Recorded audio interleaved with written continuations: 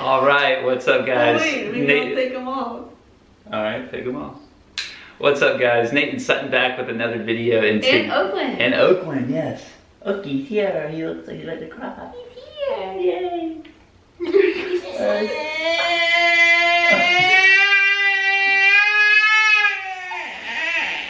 Hey, why does he do this?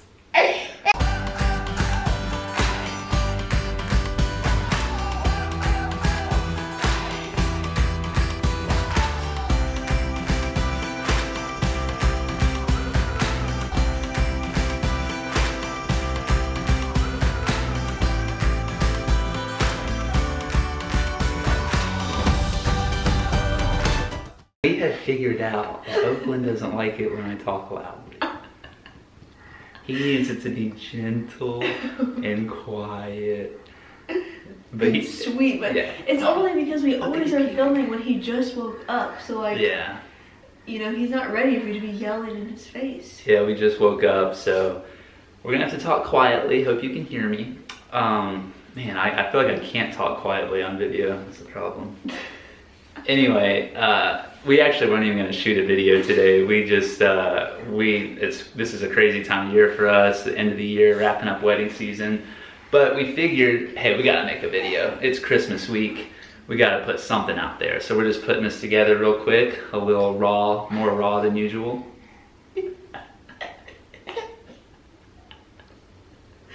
He's smiling. He's like, if you talk just a little bit louder, I'm gonna cry on you. Me and Oakland are wearing Christmas colors on accident. That was not on purpose. And then Nathaniel, I told him he could jump in on it, but he didn't want to. Those of you who have been following along with us know that we have this goal that we set a while. How many months ago? It was like 3 months ago or more? More. It was like in the summer sometime. Okay, so in the summer we set a goal of 100,000 subscribers, and we are this close. When we set the goal, I think we had like maybe 10,000, which is the crazy thing. Yeah, it was so far-fetched. I told him, I was like, don't you want to do something a little more realistic? But anyway, the time has come, the end of the year, and we are like so close. So, if you guys watch our channel and you're not subscribed, please do it, because we're almost there. I think we need like 2,000 more, and then we will hit it. In the spirit of Christmas, we wanted to make a video today talking about the hardest thing that we've ever gone through. And not just for the sake of being depressing or trying to give you a sad story, but because it's Christmas. That's what Christmas is all about, you know, the celebration of the greatest news ever. And that no matter what you're going through in life, no matter what kind of difficulty or hardship, Jesus is the good news that he has available for us all. So the hardest thing that me and Sutton have ever gone through was a couple of years back.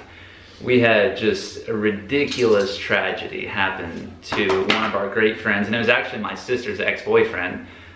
They met. Well, that's her boyfriend. Yeah, her boyfriend at the time. His name was Bart Meeham. He was from Belgium, and him and my sister met at a retreat here in Georgia. And they dated and fell in love, and they had a long distance relationship where they would fly back and forth to see each other. And he was in the Belgium airport flying to Atlanta to see my sister when the terrorist attack happened. And for those of you that know, a couple years ago when there was a terrorist attack at Belgium, a bombing.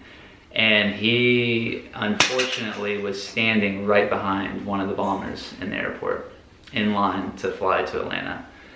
And I remember that morning, my sister running down, I lived with my parents at the time, my sister running down in my room and just yelling my name, Nathaniel, Nathaniel, Nathaniel. And I was like, oh, what is going on? And she was like, Bart was in the terrorist attack. And I was just beyond words shocked. And I was like, no way.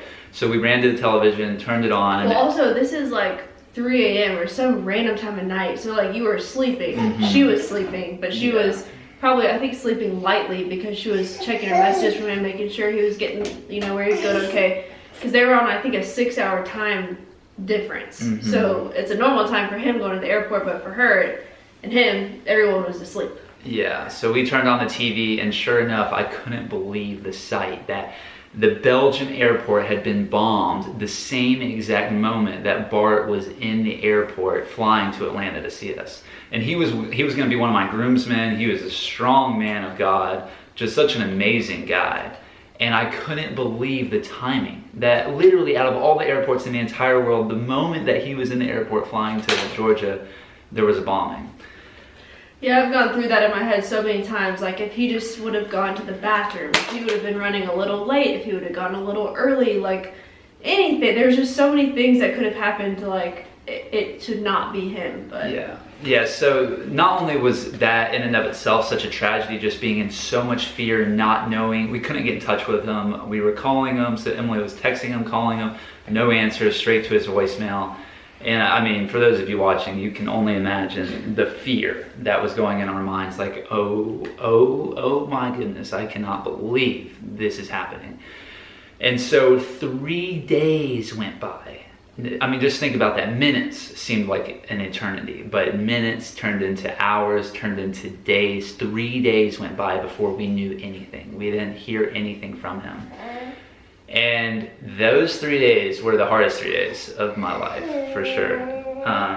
Beyond words difficult for my sister, our whole family was just devastated. Like, we just didn't know what to do with ourselves. And so those 3 days just waiting, just wanting some sort of information, like, is he alive? Is he conscious? Is he... Conscience. You said that word. No, I think I got it. Conscience. Cautious. No, I don't know What the heck is it? It sounds wrong though. I don't think that's right. Conscience. Conscious. Conscious. Yeah. Was he conscious? Just all these things we were wanting to know, and we were getting nothing. And then a few days go by, we find out bodies are being found.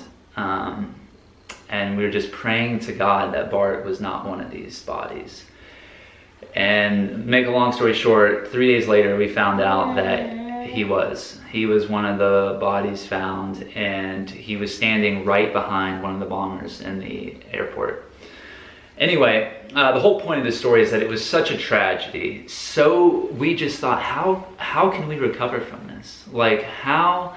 And, you know, we were just begging God that that Bart would have been okay throughout this whole thing, and just praying and pleading with God that he would make Bart alive. And it turns out that he wasn't. And my sister, I was so worried that my sister's life had been ruined, that she would never be able to recover from this tragedy.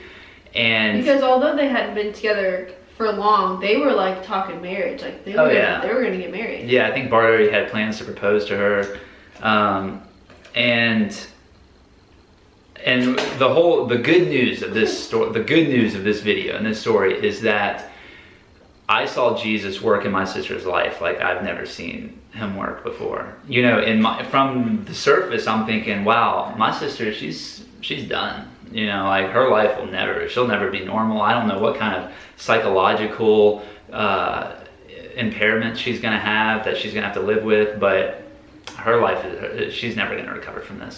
The Bible tells us that God offers a peace that surpasses understanding, and that is what he put inside my sister, a peace that surpasses understanding. That we didn't. I'm thinking, like, all weeks and months go by, and my sister, all of a sudden, I'm starting to see, like, she's like, this is drawing her closer to God. She's like having so much faith that this actually was a good thing, and the good that came out of it. And she was able to like go to churches and speak on this. Like it became a real testimony, and it was really awesome. Like of all she got on the news like talking about her faith, and like all these really cool things actually came from that. And I know that just made Bart so happy. Like watching her on TV, like being able to talk about Jesus on national television, like on the news, is just amazing. Yeah, talking about Christ on national television. And it was just amazing the impact that this story had, and the opportunities that my sister had to proclaim Christ in the storm that she was dealing with. Anyway, and that's just kind of what I wanted this video to be about, is that no matter, I know that a lot of you guys watching are going through a hard time in life, and if you're not going through a hard time, you're guaranteed to go through a hard time eventually in life. And that's what Christmas is all about, celebrating Jesus and the good news, the amazing news that he offers to all of us. Not only does he provide us with peace that surpasses understanding on earth, but also the hope and just peace that comes with eternity, and knowing that we have that to look forward to, and that the end is great news. Yeah, and we went that 3 days without knowing where Bart was, and the day that we found out like what happened to him was actually on Good Friday, which was kind of cool in itself. That, you know, Good Friday is the day that Jesus died on the cross, and then Sunday he was raised from the dead. So that's really cool that you know, we found out about him, but knowing that he was with God, which, you know, is the ultimate goal and where he would want to be. So that was kind of God's timing. I think we were waiting those 3 days to find out what happened to him, so that we would find out on Good Friday and like have the hope of Jesus while finding out about this devastating tragedy that happened. Yep. And so for just some practical tips, I always like to talk to those directly and give people advice that might be going through a hard time. One thing that I have found very helpful in life, especially when going through difficult times, is I love the saying, when in need, sow a seed. Meaning, like, sometimes when you're going through such a hard time, it can be so easy as to be self-centered and focus on yourself and feel sorry for yourself and be like, oh, poor me. But one of the best things you can do is go out and find someone that's in need and help them. Now, it helps get your focus off of you and onto other people, which is ultimately our calling here on life. So, and what a great time, Christmas time, to be doing things for other people. Yes, definitely. And one cool thing that Bart always said that he was known for when he was here on earth was he always used to talk about having eternity on your eyeballs. And it was kind of a funny saying that he had, basically meaning to always be focused on eternity and not the present tense in our life now, but living your life in that context of eternity is what matters, because it can be so easy to forget about that. So keep eternity on your eyeballs. There's also some cool things about him that we thought about after the fact, was how it almost seemed like he knew this was going to happen. Like he knew he was going to die young and, you know, not have this really long life. And it was like he was packing all this goodness into his life in like such a short amount of time, because he was just he was like, what, 21, I think, and just like the man of God that he was at 21 is incredible. And he even made videos of himself like talking about having eternity on your eyeballs, and like how living for Christ is to live as Christ and to die as gain. Yeah, he's made a video talking about Paul and how he died this tragic death, and it was just like so foreshadowing. It really seemed like he knew, which I feel like helped Emily, his sister, after the fact, like seeing these videos, and I think that helped to give her peace. It was almost like he knew. Yep. So anyway, kind of a different sort of video today, but in the spirit of Christmas, we wanted to wish you guys a Merry Christmas. So is Oakland. And yeah, to keep that in mind, this is a celebration of the greatest news on earth, that Jesus' birth coming to this world, and the hope and peace that he offers to us all. So Merry Christmas. Help us hit our subscriber count, our subscriber goal, 100,000 by the end of the year. We're so close. Can you say bye-bye? Bye-bye. Bye-bye. Yay!